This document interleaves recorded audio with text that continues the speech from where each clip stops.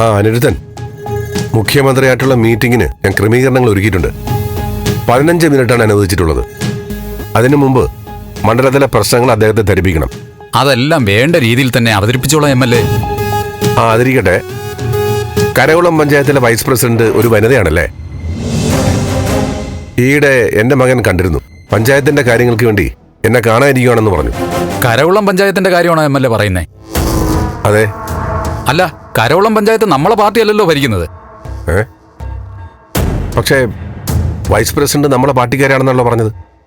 അല്ല MLA, ഘടക കക്ഷിക്കല്ലേ vice president സ്ഥാനം. മാത്രമല്ല, ഇത്തവണ വൈസ് പ്രസിഡന്റ് വനിതയല്ല. അല്ല, പിന്നെ അവരെന്തിനാ അങ്ങനെയൊക്കെ പറഞ്ഞത്?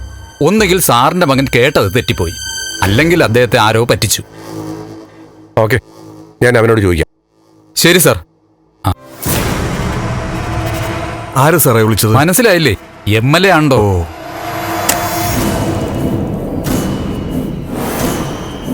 ആ നന്ദാ, അന്ന് നീ രാമപുരത്ത് മാധവനെ കാണാൻ പോയപ്പോ നീ ലിഫ്റ്റ് കൊടുത്തില്ലേ നമ്മുടെ പാർട്ടിക്കാരിക്ക്? ആ, കരകുളം പഞ്ചായത്തിലെ വൈസ് പ്രസിഡന്റ്.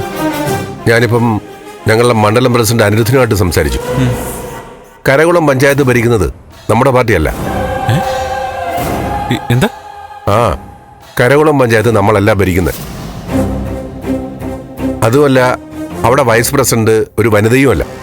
അച്ഛാ, അവര് കൃത്യമായ കാര്യങ്ങൾ പറഞ്ഞതാ. അവര് പല കാര്യങ്ങളും സംസാരിച്ചു. വീട്ടുകാര്യങ്ങള്, രജനി ചേച്ചിയുടെ കാര്യം, പിന്നെ എന്റെ കാര്യം ഒക്കെ വ്യക്തമായിട്ട് പറഞ്ഞു. അങ്ങനെ നമ്മളെക്കുറിച്ച് എല്ലാം അറിഞ്ഞ് നിന്റെ കാറിൽ കയറി യാത്ര ചെയ്തൊരു നിസ്സാര കാര്യമല്ലല്ലോ. എന്തോ പ്രശ്നം തോന്നുന്നു എനിക്ക്. എന്തായാലും അച്ഛാ, അങ്ങനെ സംശയിക്കത്തക്കതായിട്ട് എനിക്കൊന്നും തോന്നിയില്ല. നന്ദാ, അങ്ങനെ ഒരു രാഷ്ട്രീയക്കാരിയില്ല. ഒന്നുകിൽ നിന്നെ ടാർഗറ്റ് ചെയ്ത് വിവരങ്ങൾ അറിയാൻ വന്നവരാ, അല്ലെങ്കിൽ നമ്മളെ ഫോളോ ചെയ്ത് വന്നവരുടെ കൂട്ടത്തിൽപ്പെട്ടൊരു സ്ത്രീ, നിന്റെ കാറിനെ പിന്തുടർന്ന് വന്നവരെ പോലെ.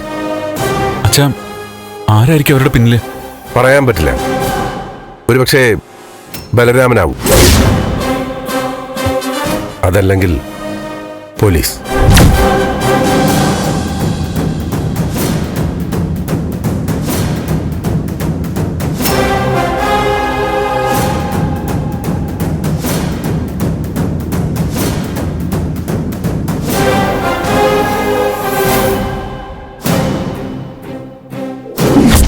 അല്ല, ദേവിക എവിടെയുണ്ടെന്ന് ആർക്കും ഒരു വിവരമില്ലല്ലേ? ഇല്ലെന്നേ. സംശയം തോന്നുവനെയൊക്കെ പൊക്കിയെടുത്ത് 4 പൊട്ടിച്ച സത്യങ്ങളെല്ലാം പുറത്തു വരും.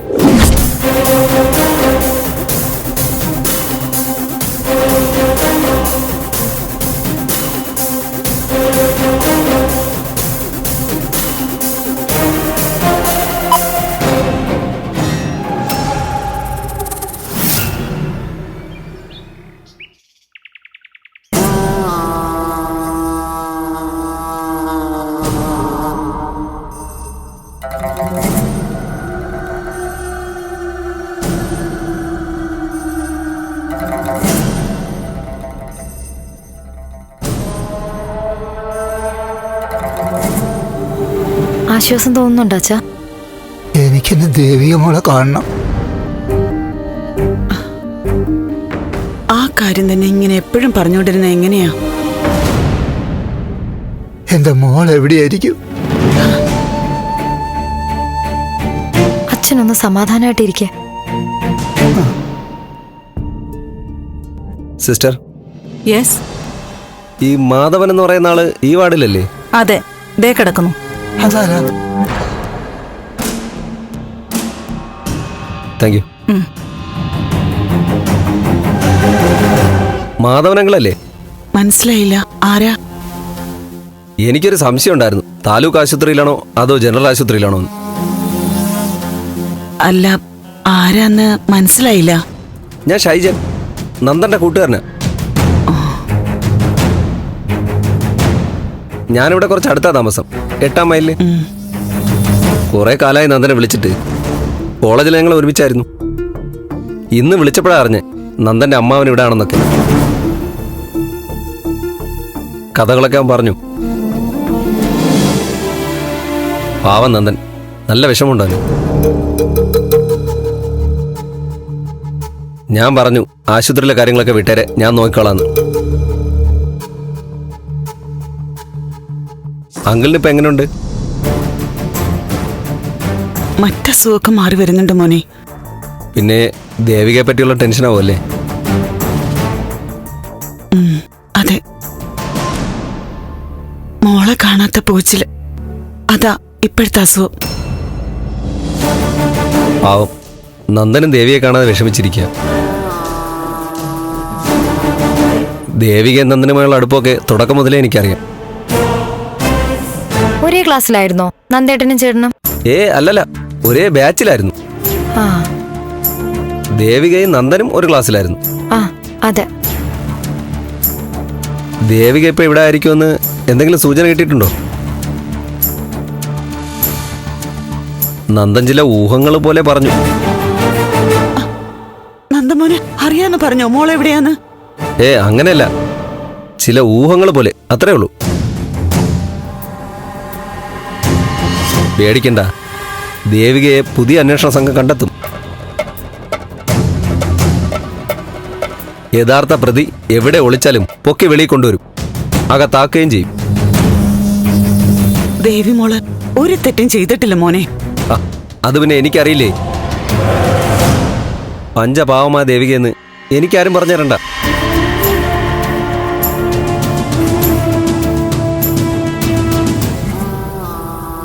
അങ്കിളിന് അന്നത്തെ സംഭവം ഒന്നും ഓർമ്മയില്ലല്ലേ? അല്ല, നന്ദൻ അങ്ങനെയാ പറഞ്ഞേ. കാർ പാർക്കിങ്ങിന്റെ ഭാഗത്ത് വിട്ട് നടക്കുമായിരുന്നു. ആരോ പിന്നിലൂടെ വന്ന് എൻ്റെ മുഖം അമർത്തിപ്പിടിച്ചു. പിന്നെ ഒന്നും ഓർമ്മയില്ല. ഓർമ്മ വന്നപ്പോ ഇവിടെ ഹോസ്പിറ്റലിൽ കിടക്കുന്നു അല്ലേ? ആ നന്ദൻ അങ്ങനെ പറഞ്ഞായിരുന്നു. അതെ, നിങ്ങളെല്ലാവരും കൂടി എൻ്റെ മോളെ ഒന്ന് കണ്ടുപിടിച്ച് തരണം. പാവം എൻ്റെ മോള്. ആ പ്രഭാവതി കുറെ ദ്രോഹിച്ചു.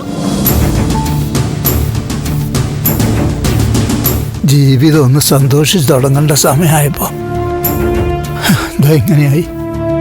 ആ വീട്ടിൽ ദേവിക നല്ല ബുദ്ധിമുട്ട് അനുഭവിച്ചെന്ന് നന്ദൻ പറഞ്ഞായിരുന്നു. നല്ല ബുദ്ധിമുട്ടോ? മരിച്ചവരെ കുറിച്ച് പറഞ്ഞുകൂടാ, എന്നാലും ഞാൻ പറയാ, ആ മീരയും പ്രഭാവതിയും കൂടി എന്റെ മോളെ കൊന്നുകളയോന്ന് പേടിച്ചാ ഞങ്ങൾ ജീവിച്ചത്. സത്യം പറയാലോ ചേട്ടാ, മീരെ ഒന്നും ഇല്ലാതായെങ്കിലെന്ന് ഞാൻ ആത്മാർത്ഥമായിട്ട് ആഗ്രഹിച്ചിട്ടുണ്ട്. അത്രയ്ക്ക് സഹിച്ചിട്ടുണ്ടല്ലേ ദേവിക? അല്ല, ഞാൻ ഉള്ള കാര്യം പറയാം. ഇനി ദേവികയാണ് മീരയെ കൊന്നതെങ്കിലും ഞാൻ കുറ്റം പറയില്ല. ആരായാലും ചെയ്തു പോവും. എന്റെ മോൾ ഒരിക്കലും അത് ചെയ്യില്ല. അതെനിക്കറിയാലോ. ഞാൻ പറഞ്ഞത് ഇനി അങ്ങനെ ചെയ്താലും തെറ്റു പറയാൻ പറ്റില്ലെന്നാ. ദേവികയെ മീര വല്ലാണ്ട് പീഡിപ്പിച്ചിട്ടുണ്ടല്ലേ? ഉണ്ട് ചേട്ടാ, ഞാനൊരിക്കൽ മീരയായിട്ട് വഴക്കുണ്ടാക്കിയിട്ടുണ്ട്. മീര ആശുപത്രിയിൽ കിടക്കുമ്പോ തുറന്നു പറയാം, എന്റെ ചേച്ചിയെ വിഷമിപ്പിച്ച കൊന്നുകളയുമെന്ന് ഞാൻ പറഞ്ഞിട്ടുണ്ട്. മോളുടെ പേര് ശാരിക എന്നല്ലേ? ആ അതെ ഏട്ടാ. ദേ, ഇതൊന്നും ഈ സമയത്ത് ആരോടും പറയണ്ട കേട്ടോ. ചുമ്മാ ഓരോ കഥകളുണ്ടാക്കും അല്ലേ ആൻറ്റി? ഇനി എന്ത് കഥയുണ്ടാക്കിയാൽ എന്താ? ഞങ്ങളുടെ മോള് അവൾ എവിടെയാന്നറിയാൻ വല്ല വഴിയുണ്ടോ?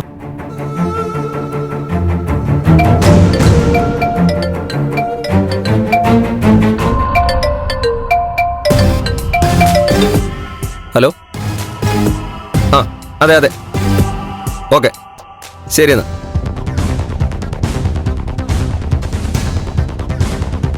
എൻ്റെ ഫ്രണ്ടാ വിളിച്ചത്, അവൻ പുറത്തുണ്ട്. അങ്കിള് പേടിക്കണ്ട കേട്ടോ, മോളെ കണ്ടു കിട്ടും. എന്നാ ഞാൻ ഇറങ്ങട്ടെ. ഓ ശരി.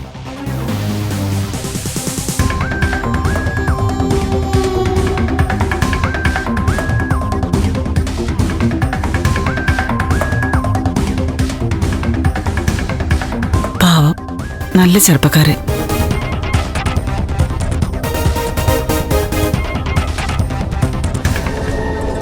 ഗിരീഷേട്ടൻ അങ്ങനെ തോന്നിയോ?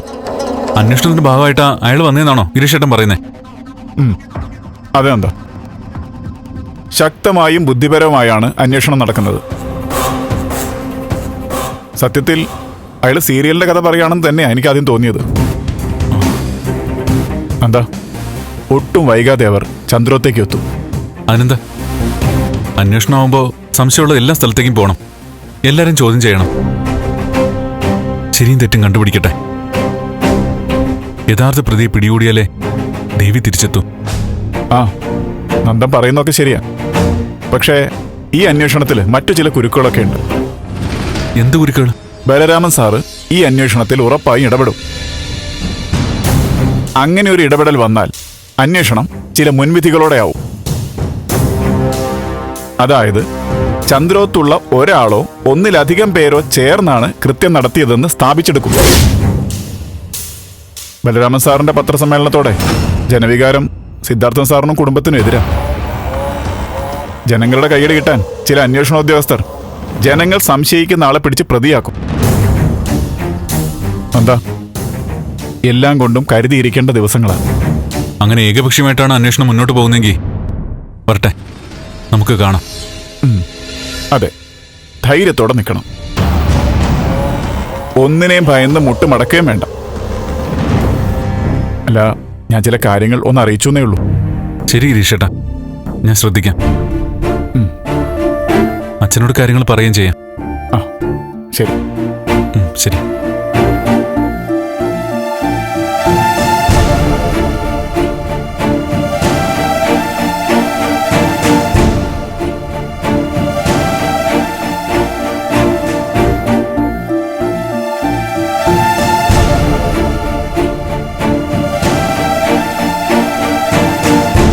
സത്യത്തില് ഞാനും കൂടി ആശുപത്രി പോകേണ്ടതാ. പക്ഷേ കൂടുതൽ പേര് അങ്ങോട്ട് പോയി ആൾക്കാരുടെ ശ്രദ്ധ വന്നാ അത് കുഴപ്പമാവും. ദേവിക എവിടെയാണെന്ന് ഇനി അറിഞ്ഞിട്ടില്ല അല്ലേ? അധികം വൈകാതെ അറിയാൻ പറ്റുമെന്ന് എന്റെ പ്രതീക്ഷ. പക്ഷെ ബലരാമൻ സാറിന്റെ പത്രസമ്മേളനത്തോടെ കാര്യങ്ങളൊക്കെ മാറിയില്ലേ? ദേവിക്ക് ഇനി പുറത്തു വരാൻ സാധിക്കൂ? ജനങ്ങളുടെ കണ്ണില് അവളെ കൊലയാളിയാക്കിയില്ലേ? ദേവിക മാത്രമല്ല, നന്ദനും സൂക്ഷിക്കണം. സത്യത്തില് ദൈവത്തിന്റെ പരീക്ഷണം തന്നെയാ നന്ദന്റെ ദേവികയുടെ ജീവിതം. സന്തോഷത്തോടെ ഒരു ദിവസം പോലും ജീവിക്കാൻ പറ്റിയിട്ടില്ല. ഇനി എന്നാണോ എന്തോ എല്ലാം ഒന്ന് നേരെയാവുന്നത്. ഓരോ ദിവസം കഴിയും തോറും കാര്യങ്ങൾ കുഴപ്പത്തിലേക്കാ പോകുന്നത്.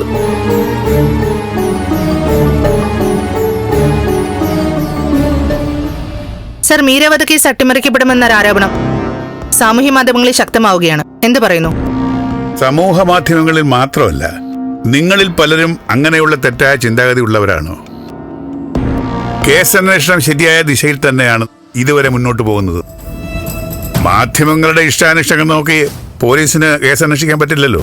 പക്ഷെ അന്വേഷണത്തിന് ഇതുവരെ പുരോഗതിയൊന്നും ഉണ്ടായിട്ടില്ലല്ലോ സാർ.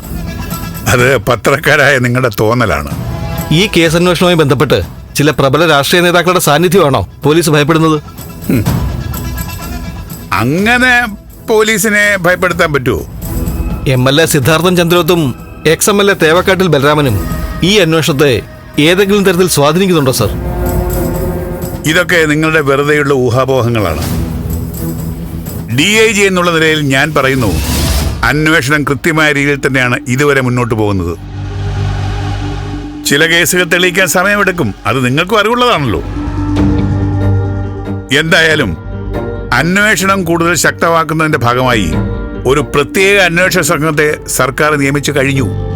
ആരാണ് സാർ അന്വേഷണ സംഘത്തിന്റെ തലവൻ? ആനന്ദ് വധക്കേസ്, ചിന്നാർ ബാങ്ക് കവർച്ച, നെട്ടൂർ ബോംബാക്രമണം, അങ്ങനെ പ്രമാദമായ പല കേസുകളിലെയും പ്രധാനപ്പെട്ട പ്രതിയെ നിയമത്തിന്റെ മുന്നിൽ കൊണ്ടുവന്ന അതേ ആൾ തന്നെയാണ് ഈ ഇൻവെസ്റ്റിഗേഷൻ ടീമിനെ നയിക്കുന്നത്. വസുന്ധര IPS. കേരള പോലീസിന്റെ സമർത്ഥയായ IPS ഓഫീസറാണ് വസുന്ധരയെന്ന് ഞാൻ പ്രത്യേകിച്ച് പറയേണ്ടതില്ലല്ലോ. എത്രയും പെട്ടെന്ന് തന്നെ മീരയുടെ ഘാതകരെ നിയമത്തിന്റെ മുന്നിൽ കൊണ്ടുവരാൻ ഈ ഫോഴ്സിന് സാധിക്കും.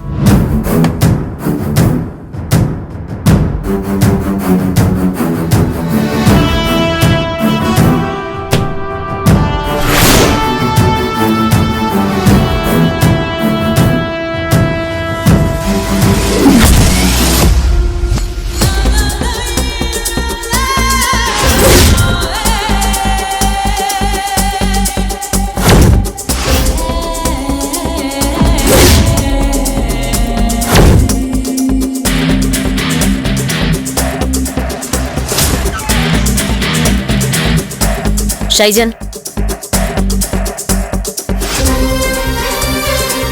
സക്കീർ എവിടെ?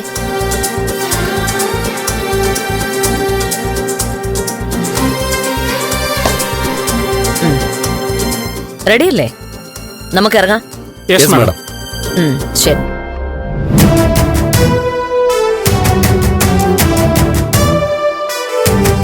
രാഷ്ട്രീയ സ്വാതന്ത്ര്യം ഒരു തരി പോലും ഈ കേസിൽ ഉണ്ടാവില്ലെന്ന് ഞാൻ ഉറപ്പിച്ചു പറയാം. കാരണം മുഖ്യമന്ത്രിയുടെ പ്രത്യേക താല്പര്യം അനുസരിച്ചാണ് വസുന്ധര IPS ഈ കേസ് ഏറ്റെടുത്തിരിക്കുന്നത്. പ്രതിപക്ഷ നേതാവും ഈ കേസിന്റെ അന്വേഷണത്തെ സ്വാഗതം ചെയ്യുന്നുണ്ട്.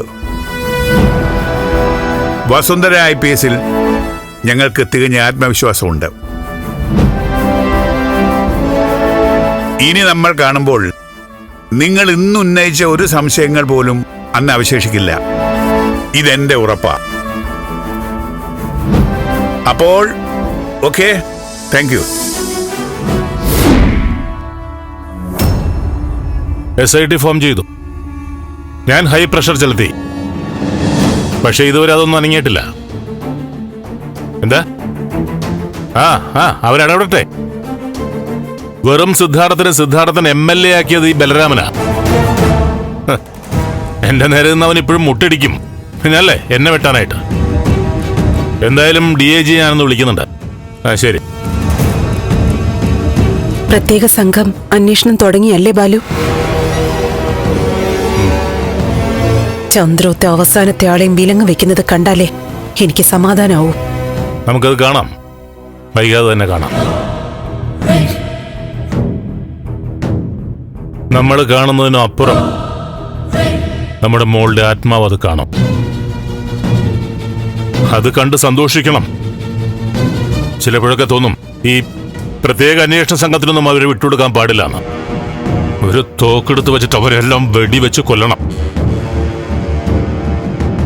അന്വേഷണം പ്രോപ്പറായിട്ടല്ല നടക്കാൻ പോകുന്നെങ്കിൽ ഞാനത് ചെയ്യും.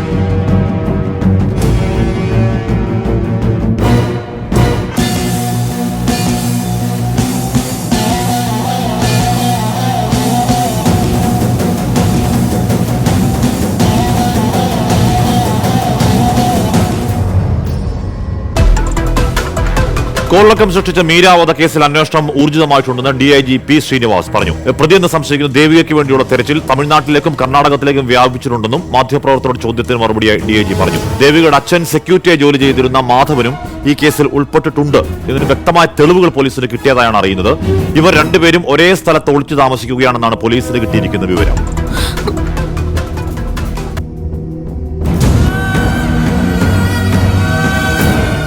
നീ സമാധാനമായിട്ടിരിക്കൂഞ്ഞേ.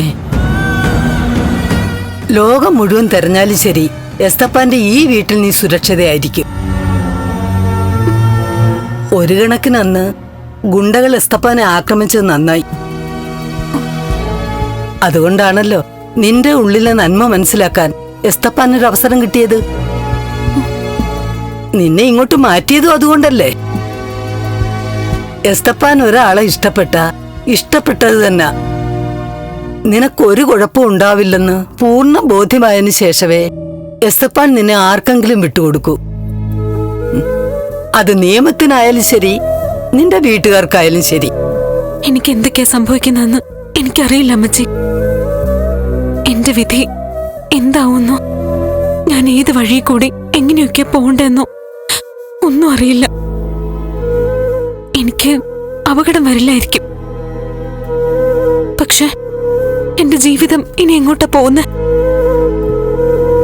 എന്റെ വീട്ടുകാരെ കാണാൻ പറ്റുമോ? എന്റെ നന്ദുവിന്റെ അടുത്ത് എത്താൻ പറ്റുമോ? ഒന്നും അറിയില്ല. എല്ലാം ശരിയാവും മോളെ.